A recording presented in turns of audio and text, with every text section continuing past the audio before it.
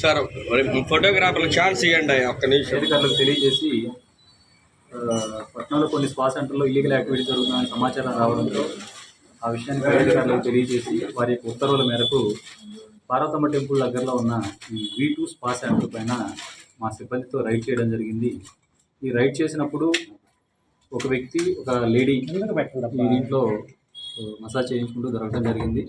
అంతేకాకుండా ఈ స్పాని తనిఖీ చేసినప్పుడు దానిలో కొన్ని కాండోమ్ ప్యాకెట్స్, దాంతో పాటుగా కొన్ని గాంజా ప్యాకెట్స్ కూడా ఇక్కడ దొరకడం జరిగింది.